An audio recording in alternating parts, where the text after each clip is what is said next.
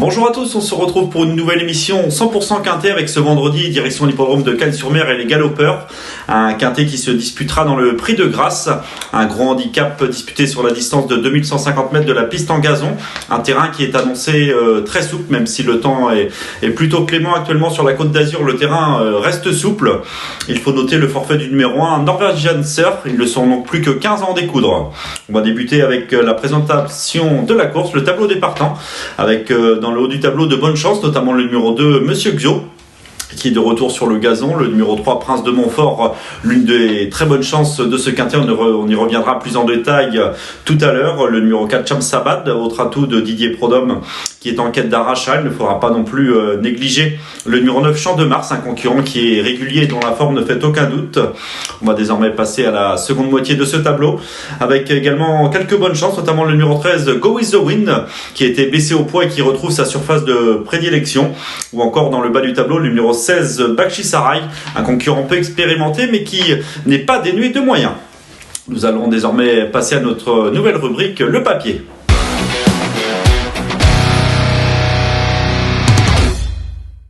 On débute l'étude de ce papier avec tout d'abord nos préférés. Et le numéro 3 retient tout particulièrement notre attention, le pensionnaire de Didier et Pauline Prodhomme, Prince de Montfort, un concurrent qui fait preuve de régularité. Il est confirmé sur l'hippodrome de Cagnes-sur-Mer. Il s'entend très bien avec Christian Desmureaux. Nous avons d'ailleurs une stat à son sujet, c'est sa réussite avec Christian Desmureaux. 5 associations entre ces deux-là pour 3 victoires et une place, soit 80% de réussite dans les 3 premiers.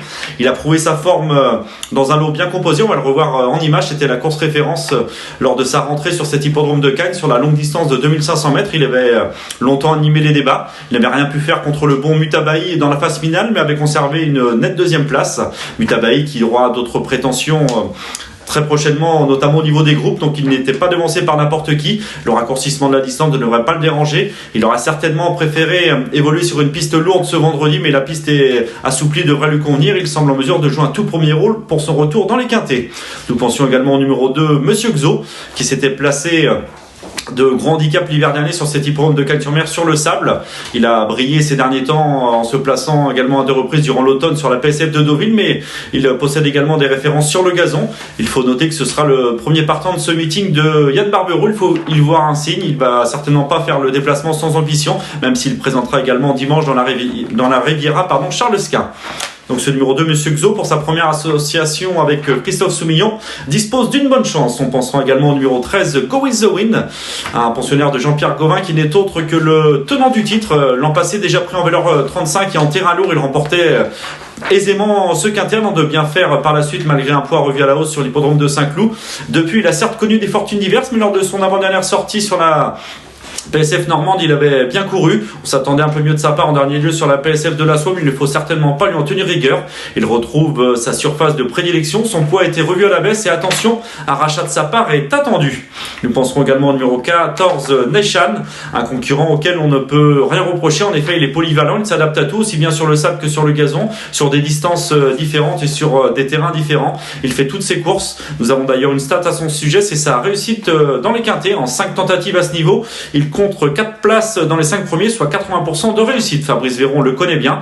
Il a prouvé sa forme lors de ce meeting azuréen. Et rien ne s'oppose à ceux qui le poursuivent sur sa lancée. Malgré le raccourcissement de la distance, il s'annonce une nouvelle fois très compétitif. Nous penserons également au numéro 11, Aiguière d'Argent, autre atout de Didier et Pauline Prodhomme. Il avait été acquis et réclamé durant l'automne à Clairefontaine. Et pour sa rentrée lors de ce meeting canois, sur la distance de 1500 mètres, il a été patiemment monté avant de venir conclure dans une belle action à la 9e place, courant mieux que ne l'indique son classement. Il est rallongé pour l'occasion. S'il n'est pas désorienté par ce changement de distance, il peut attirer les amateurs de bons outsiders. Il nous plaît bien, ce numéro 11, Aiguière d'Argent, associé à Hugo Journiac. Nous passons désormais aux chances régulières. Nombreuses chances régulières dans ce quintet, avec notamment le numéro 9, Champ de Mars, un concurrent présenté par Jérôme Régnier. Il avait remporté son quintet en fin d'année 2020 avant de se classer 4e du prix Maxicar, une liste toulousaine bien composée. Il a relativement peu couru la saison dernière, donc il aborde ce début d'année avec une évidente fraîcheur après une rentrée profitable où il se classait deuxième de la bonne Olympie. Il a renoué avec la victoire dans un réclamé. Le lot était certes inférieur, mais il portait 60,5 kg et il s'est imposé assez sûrement. Attention à lui pour ce retour dans les quintés, d'autant qu'il sera confié à un jockey en grande forme, Maxime Guyon. Le numéro 16, Bakhchisarai, a effectué une rentrée encourageante sur le parcours qui nous intéresse. Il a seulement été devancé par le bon Bobby Murphy. Ce jour-là, il a patienté tout en se montrant quelque peu brillant, mais sa fin de course a vraiment été encourageante. S'il n'est pas victime de la fameuse deuxième course, il peut lui aussi viser un bon classement, et ce à une cote spéculative. Le numéro 4, Shamsabad, troisième atout de la famille Prodhomme, n'a pu faire ses preuves à ce niveau et sur l'hippodrome de Cagnes-sur-Mer. Il avait bien couru lors de sa première sortie du meeting en se classant cinquième d'une des préparatoires au futur Grand Prix remporté par Hatim. Depuis, il n'a pu bénéficier d'un bon parcours, ce qui explique sa contre-performance. Il ne faut certainement pas le condamner trop rapidement. Associé à Yoritz Mendizabal, il vise un rachat. Il ne faudra pas non plus négliger le numéro 8, Into Fate, qui vient d'être acquis à réclamer suite à sa nette victoire sur le sable. Il a déjà bien fait également sur le gazon. Il est passé sous la responsabilité de Christophe Escuder et ne doit pas être négligé d'emblée dans les handicaps français. Le 5, Ridwan, n'a pu montrer ce menaçant lors de sa rentrée sur le sable, mais il retrouve une surface qui lui correspond certainement mieux, le gazon, et ne doit pas être négligé, associé à l'expérimenté Stéphane Pasquier.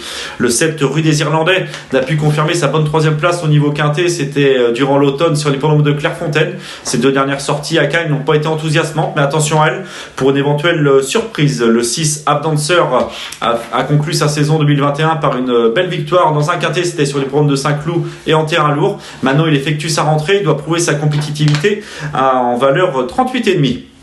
Parmi les outsiders, nous détachons 3 concurrents pour qui cela semble assez compliqué avant le coup. Le 10, Electron Libre, qui possède des références mais qui doit faire ses preuves à Cagnes. En 8 tentatives à Cagnes et sur mer, ce n'est pas sa piste de prédilection, il ne compte uniquement une 5e place, donc nous ne l'avons pas gardé. Le 12, Akio, il a déjà fait ses preuves au niveau quintet et s'entend bien avec Lorette Gallo, mais ses plus récentes tentatives n'ont pas été enthousiasmantes, il a besoin de nous rassurer. Et enfin le numéro 15, Royal Right, il a ouvert son palmarès à Deauville dans un petit lot et n'a pu confirmer depuis, cela semble compliqué. Nous allons désormais passer à notre nouvelle rubrique, Notre choix.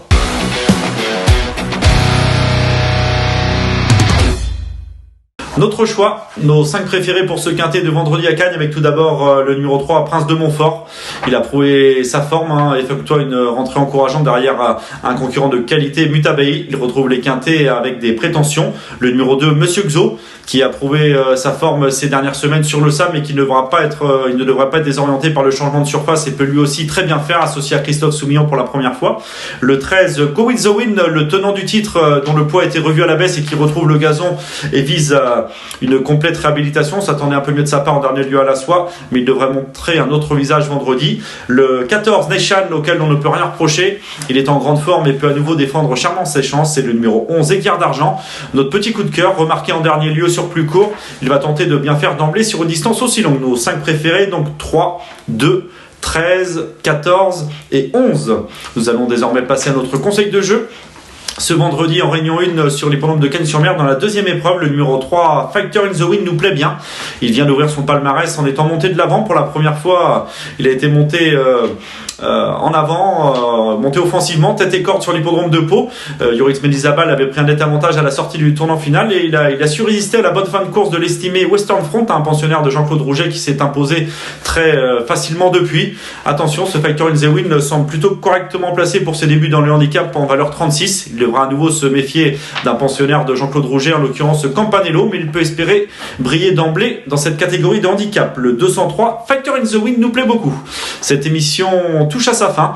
Vous nous retrouverez pour une nouvelle émission 100% quintet avec samedi les trotteurs à direction l'hippodrome de Vincennes. Bonjour à tous.